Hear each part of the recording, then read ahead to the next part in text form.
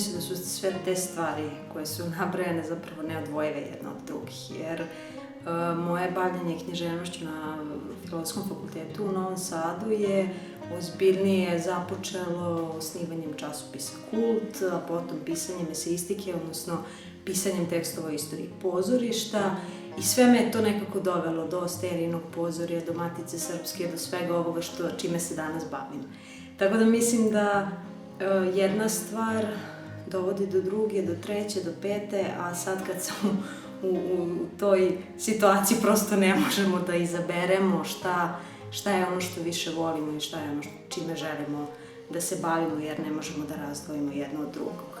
I mislim da je to dobro, jer sve dok budemo štedeli našu energiju u smislu umetničkog ili nekog drugog napretka, mislim da nećemo napredovati. Tako da se trudim da što više stvari da savladam, da upoznam ljude koji u tom nekom generacijskom dijalogu dovode do boljeg poznavanja kulturne scene. I mislim da je tu ključ u poznanstvima, u prijateljstvu, u pravom prijateljstvu koje posle dovodi do nekih rezultata i do boljeg poznavanja pesničkog, eseističkog, naučnog i svakog drugog aspekta naše kulture.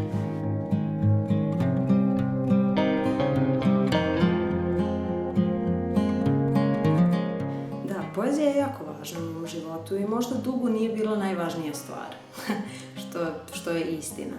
Ali vremenom je postala stvar koja čini moju svakodnevicu. I onda od te možda ne najvažnije stvari postala je stvar bez koje ne mogu. I na taj neki pesnički način sad već počinjem da posmatram svet, počinjem da posmatram svoje izazove, svoj neki običan život i sve ono što se dešava oko mene. Tako da u tom smislu nikada nisam razmišljala o poeziji kao nešto čime ću se ozbiljno baviti, već razmišljala sam o poeziji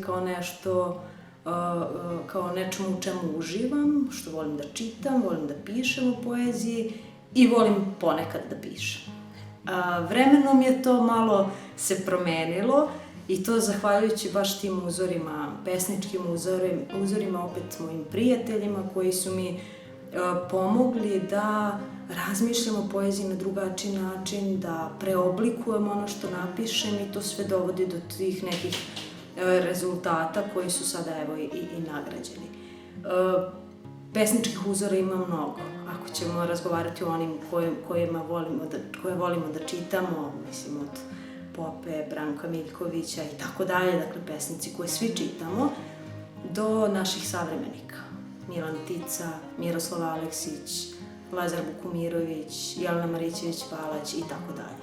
Dakle, u tom dijalogu između generacija čini mi se da i ja rastem i zaista uživam u tom pesničkom dijalogu i možda mi je to najbitnije i tu se rađa ta poezija. Eto, to je.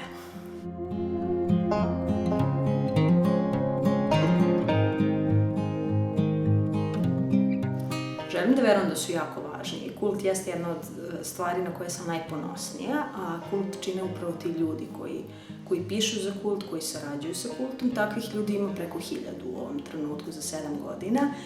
Jako sam ponosna na tu zajednicu i srećna jer i danas zajedno radimo na polju kulture.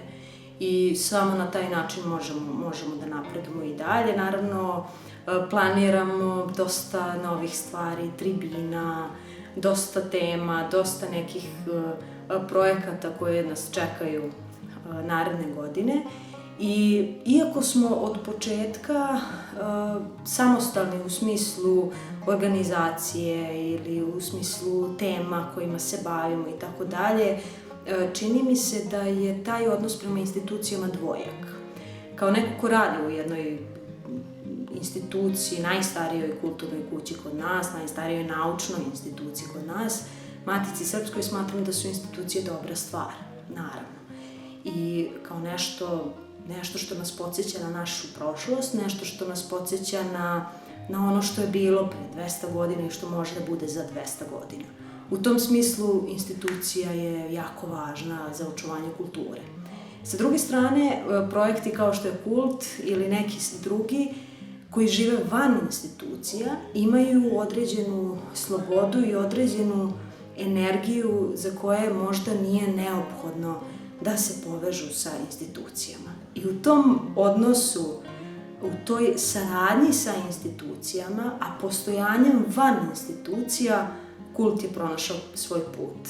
Dakle, nije neophodno da imamo pokriće, da imamo prosto da radimo pod okriljem neke institucije, već je bitan upravo onaj dijalog u kulturi za koji i danas smatram da je najvažniji za opstanak i napredovanje kulturnog sveta.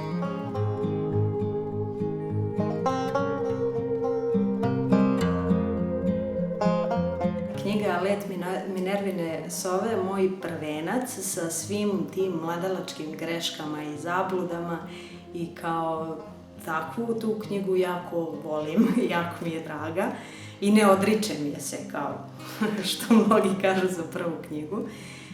Kulturni centar Kragujevac u okviru svoje edicije je izabrao i moj rukopis još 2017. godine i ja tada kao studentkinja književnosti, početak 3. godine studija književnosti, to je za mene bilo zaista značajno i zaista onako jedan lepa potvrda da treba time i dalje da se bavim i da nastavim da se bavim. Danas kada pripremam još jednu knjigu istorijske teatrologije i kada se i dalje bavim tim temama, smatram da je to bilo možda i ključni trenutak u mom naučnom razvoju u tom trenutku.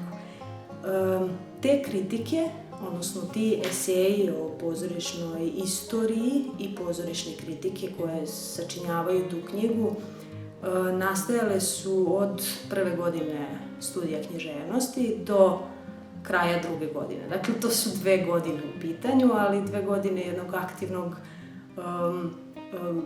gledanja, praćenja pozorišnog sveta, čitanja, istraživanja pozorišne istorije i tako dalje. To moje interesovanje je započelo od nastave na fakultetu na predmetu srednjovekovna književnost, kada sam ja u moru onoga što sačinjava našu srednjovekovnu književnost videla neke tragove pozorišne umetnosti. I to kopanje za tragovima pozorišne umetnosti se nalazi u Minervinoj sovi, odnosno u knjizi Let Minervine sove, a i dan danas me drži. Dakle, svugde pratimo taj neki dramaturški put, odnosno pozorišnu umetnost koja postoji kao što se može vidjeti u srednjem veku, postoji i danas i u svemu tome tražimo priču. A Minervina sova je odnosno ta knjiga je svoj naslov dobila po jednoj Hegelovom zaključku da Minervina sova svoj let započinje tek u suton. Dakle, pozorišna predstava kada se završi, mi tek tada možemo da donesemo određene zaključke, dakle, kada se dan već završava, da donesemo određene zaključke u pozorišnoj predstavi, a sve to što smo pogledali već pripada prošlosti. Taj pokušaj da zagrabim prošlost, odnosno da je sačuvam od prolaznosti, se nalazi u toj knjizi i ja se nadam da će se nalaziti u nekim budućim knjigama koje budu objavljene.